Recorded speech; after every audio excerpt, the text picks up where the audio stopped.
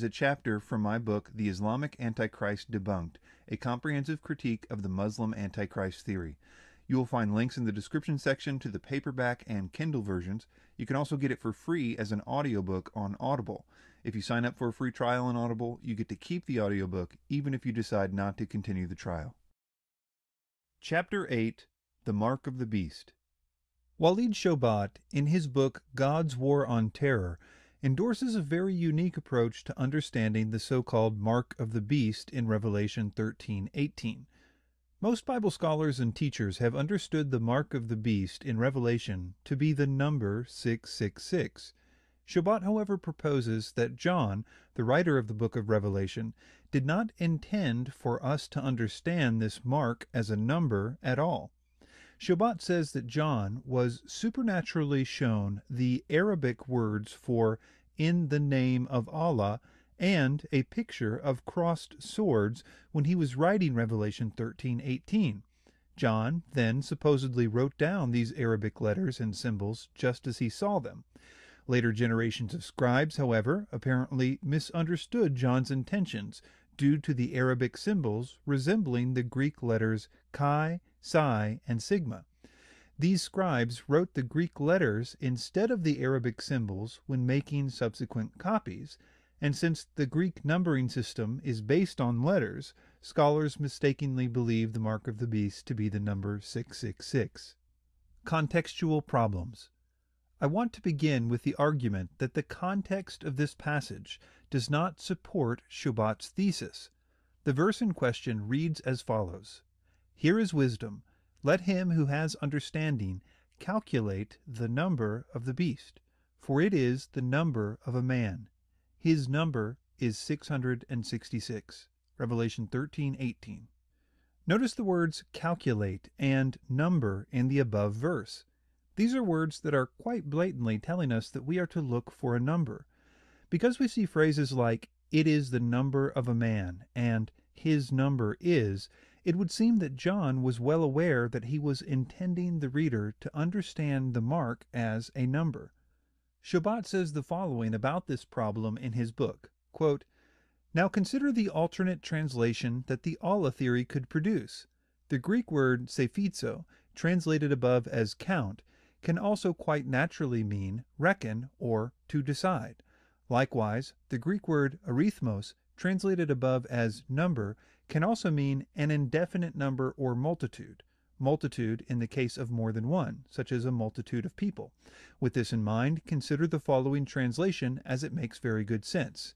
Here is wisdom, let him that hath understanding reckon or decide discern the multitude of the beast, for it is the multitude of a man." That is, Muhammad and or the Mahdi Antichrist and his multitude are identified through the following: "in the name of Allah" and the two swords, or jihad. Let's start with the word sephizo, which is often translated as count or calculate. Shoebat says that the word can simply mean to discern or decide, and doesn't necessarily have to do with counting anything. Sephizo is a very rare Greek word in the New Testament. In fact, the only other time it occurs in the Bible is in Luke 14:28, where it says, "For which of you, intending to build a tower, does not sit down first and count, sephizo, the cost, whether he has enough to finish it?" Here, the word is obviously used in the sense of counting.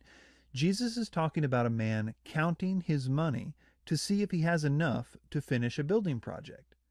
The word sephizo is never used in a general sense, as in to discern or decide or reckon. The Greek language has a much better word for that, dokimazo, which is used quite often in the Bible.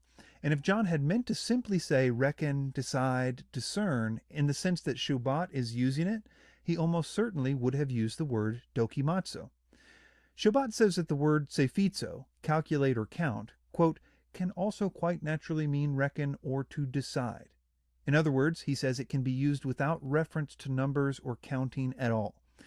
I can only imagine that Shoebat looked at some Greek lexicons, like Strong's or Thayer's, and simply saw the word reckon and decide, but failed to read the full lexicon entry carefully, because these lexicons clearly define the word as related to counting something.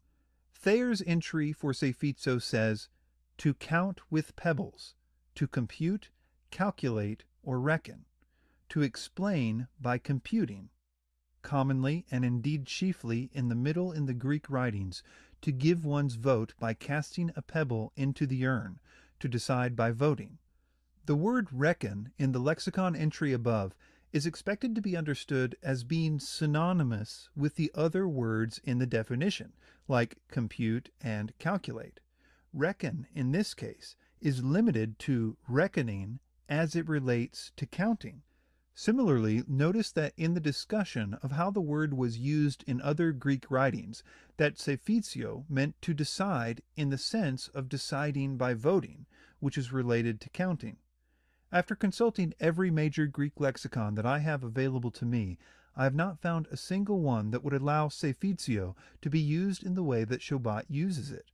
If Shoebat would like people to believe his translation, I would suggest that he needs to produce a Greek scholar or some very good argumentation that would be sufficient to overturn the understanding of this Greek word in the scholarly world. The word number, which is used 3 times in Revelation 13:18, comes from the Greek word arithmos, which is where we get the English word arithmetic. Shoebat translates this word as multitude. While it is true that the word arithmos can mean multitude, it cannot be used the way that Shoebat is using it.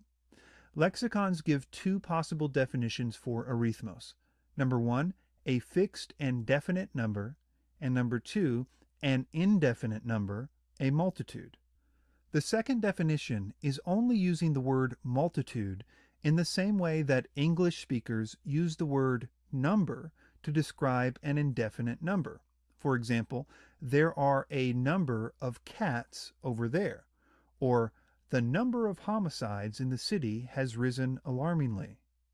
One way to show that Shoebat's translation is not possible is to first show you that the Bible already has a word for multitude when it is used the way that Shoebat is using it. The Bible uses the Greek word aklos to refer to a crowd of people, and it does so 175 times in the Bible, including 4 times in the book of Revelation, Revelation 7:9, 17:15, 19:1 and 6. When aklos is used, it is always used to describe a group of people, never anything else, only people. So, for example, Matthew 9:8 says, "Now when the multitudes, or aklos, saw it, they marveled and glorified God, who had given such power to men." A good way to see the difference in these 2 words is to try to substitute the word arithmos, or number, for aklos, or multitude, in the same verse we just got done mentioning. So in this case it would read, "Now when the number saw it, they marveled and glorified God, who had given such power to men." In this case we would wonder, the number of what? It requires a subject, because the second definition of arithmos simply means an indefinite number, where aklos means a group of people. That's it, only people. I again referenced every lexicon I have available to me, and did not find a single one that would allow for Shoebat's interpretation of this passage. When Walid Shoebat says a Greek word, quote, can also quite naturally mean something else, he needs to give some significant reasons to believe him, especially considering that the reference material disagrees with him. Shoebat, in an attempt to justify his translation of Revelation 13:18, says that the Restoration Scriptures True Name edition translates the passage in an almost identical way as him. That leads us to a pretty interesting story. The Restoration Scriptures True Name edition is a translation put together by one man, a Messianic author and pastor from Florida named Moshe Koniotchowski. Koniotchowski has many sermons that preach almost verbatim the theories of Walid Shoebat, including Shoebat's Mark of the Beast theory. In fact, I started to expect plagiarism on the part of Shoebat when reading over Koniotchowski's material, since it was written long before Shoebat published his books. Then I discovered the Simon Altoff connection. Simon Altoff was a member of Koniotchowski's ministry team at one time and heavily influenced Koniotchowski's end times teachings. Walid Shoebat was a good friend with Altoff in the early days of Shoebat's ministry. In fact, they wrote a book together called This Is Our Eden, This Is Our End, which is now out of print.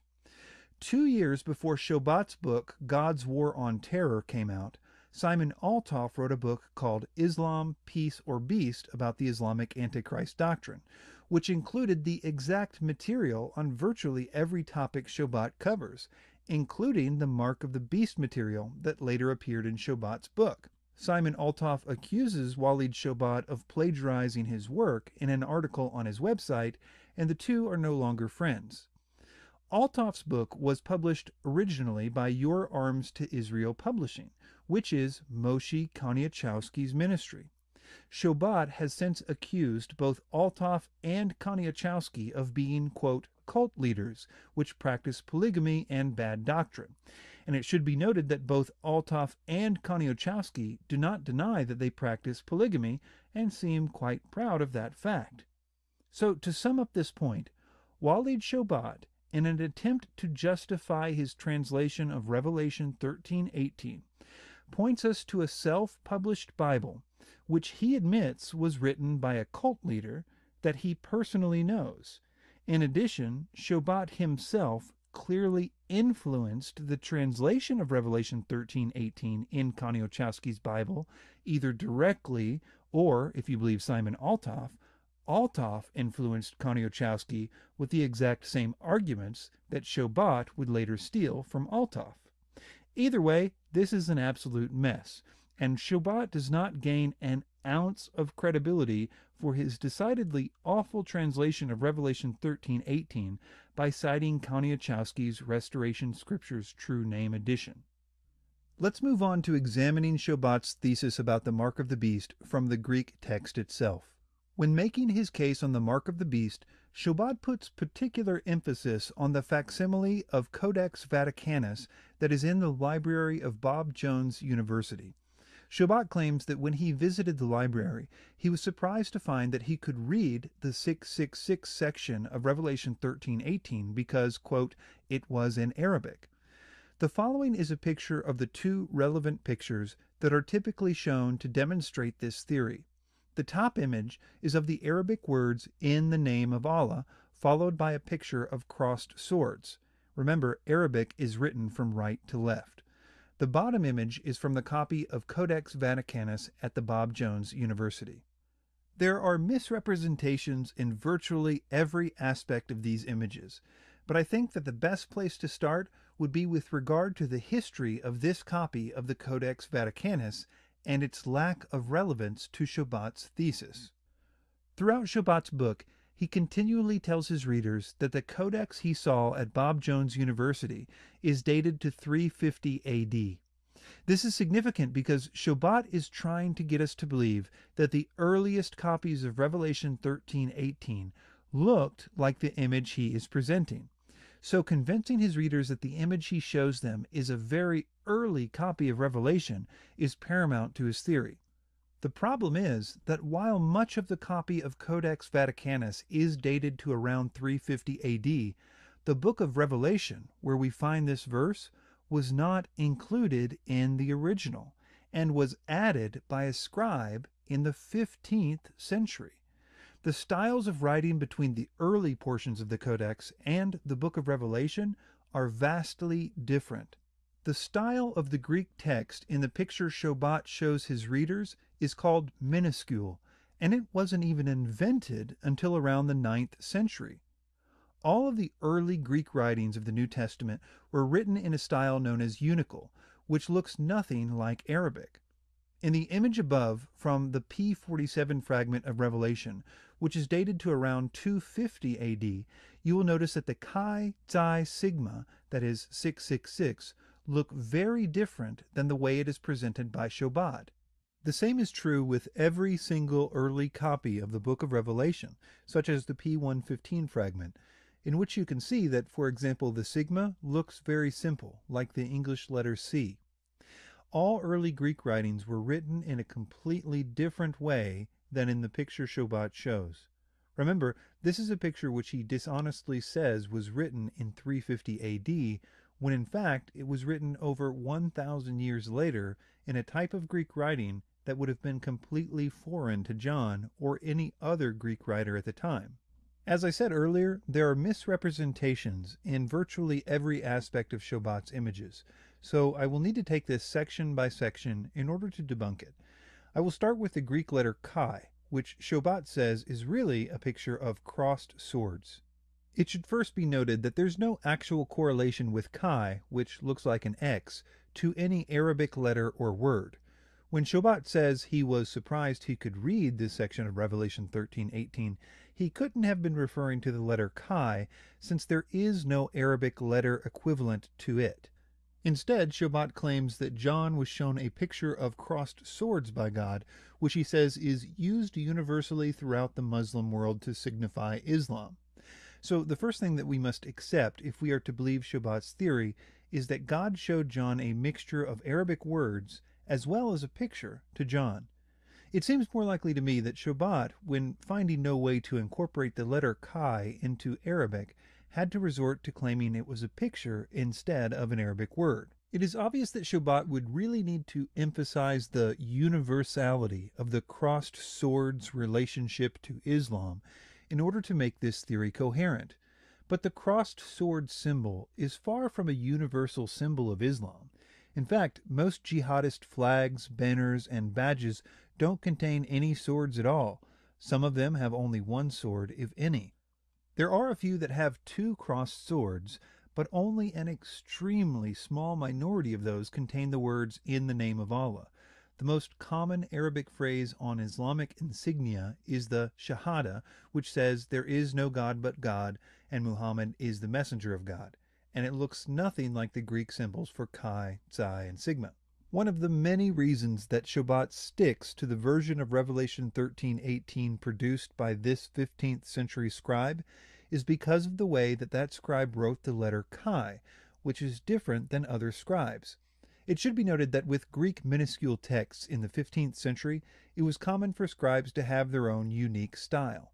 This particular scribe wrote the letter Chi with the flourishes on the bottom two legs of the X, which made it possible for Shoebat to claim that they were sword handles.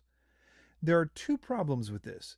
The first is that this is how the scribe wrote the letter Chi in all the other instances of the letter in the book. See picture above. There is nothing unique about the scribe's letter Chi in Revelation 13:18 than any other instance of the letter Chi. He didn't add sword handles just to this verse, but apparently he added sword handles every time he wrote the letter. The second problem is that this scribe's particular style, when writing the letter Chi, putting the flourishes on the bottom two legs, is different than other scribes of the era, see picture below, and indeed is not consistent with how the letter was written at any time, including all the earliest copies of the book of Revelation. If flourishes were to be added to Chi, even in the much later minuscule texts, they were almost always on the same line. Shoebat's theory wouldn't work with these images because that would mean that one of the swords in the picture consists of just two handles, while the other is just two blades. We will keep running into reasons why Shoebat must stick to this particular 15th century scribe's version of Revelation. Let's move on to the next letter, the Greek letter Psi. Shoebat says that the Greek letter Psi in Revelation 13:18 corresponds to the Arabic word for Allah. The first thing to note is that this is not how Psi was written in John's day, nor is it the way it is written in the earliest copies of the book of Revelation. Notice that the letter is not curvy at all in the oldest copies of Revelation. Psi was originally just 3 lines, but by John's day had developed into more of a jagged zigzag form. It would not be for almost another 800 years before the letter Psi began to be written with the curvy fashion that Shoebat shows. The line above Psi. Here again we will see an example of why Shoebat emphasizes this 15th century version of Revelation in the Codex Vaticanus above all others. Notice that the line above the letter Psi is only above that letter in this illustration, though it must be said in the actual Codex Vaticanus the line extends just a little bit more over the other 2 letters, which will be important later. Also notice the flourish that the scribe adds to the line. In other manuscripts, the line extends over all the letters in the series, and does not contain the flourish that we see above. As mentioned previously, the Greek alphabet doubled as the Greek numbering system. To avoid confusion, Greek writers would draw a line above the letters that were intended to be read as numbers, with the line clearly extending over all the letters and without the flourish. Shoebat's theory is wrong because in the oldest versions this looks nothing like the word for Allah when the line designating the numbers is shown in the correct way. Upside down Allah. Another thing Shoebat has to do in order to make this theory work is turn the word Allah on its side and then display its mirrored image. Here's how the word Allah is written in Arabic, and then you can see if it's turned 90 degrees and then its mirrored image. It seems very unlikely to me that God would show John the word for Allah flipped on its side and reversed. It's even harder to believe that if John saw the word for Allah right side up originally, that he would have decided to flip it around and reverse it himself. Shoebat deals with this problem by saying that in some cases, like when the word for Allah is written on a circular object such as a coin, it can be written on its side. This may be true for circular objects, but it's not true in any other case, nor does this explain the reversal of the word. It's just as wrong for Islam to write a word on its side and reversed as it is for an English speaker to write an English word on its side and reversed. I believe that just as in the case of the crossed swords, Shoebat is doing everything he can to force Arabic words and symbols into the Greek alphabet. The Greek letter sigma. Shoebat says that the Greek letter sigma in Revelation 13:18 is really the Arabic word bismi, which means in the name of. Here again, the Greek letter sigma looks nothing like it would have in the era that the early copies of the New Testament were written. In the image above, notice the absence of the dot that appears in the image below. In the case of bismi, the dot is a very important part of the Arabic word, but is not and never has been a part of the Greek letter sigma. The dot, seen in the 15th century Greek text that Shoebat uses, was actually a period, since the chapter ends with the number 666. Punctuation marks were not even added to this text until well after the 15th century. In conclusion, we have seen that Shoebat's theory fails in several ways. His attempt to rewrite Revelation 13:18 by explaining away the words for count and number was utterly ridiculous, defining Greek words in a way that no Greek lexicon or Bible dictionary agrees with. His pointing to Koniuszowski's Restoration Scriptures True Name Edition was almost funny, considering that he influenced Koniuszowski's translation, and that Shoebat himself considers Koniuszowski to be a cult leader. We also have seen that Shoebat continually misrepresents his key text of the Codex Vaticanus in the Bob Jones University Library, without which his theory cannot work, as being written in 350 AD, when in fact the section of Revelation in that book was written in the 15th century. We have seen that in order to make the Greek texts look like Arabic, he has to insert an image, cross swords, instead of letters, turn the word Allah on its side and reverse it, act as if the line that the Greeks used to designate numbers was connected only to Xi, pretend that a period added very recently by a scribe was in the original and is actually an Arabic symbol, and above all, act as if the Greek minuscule text was somehow known of by scribes in the 1st century, despite the form of writing not being invented until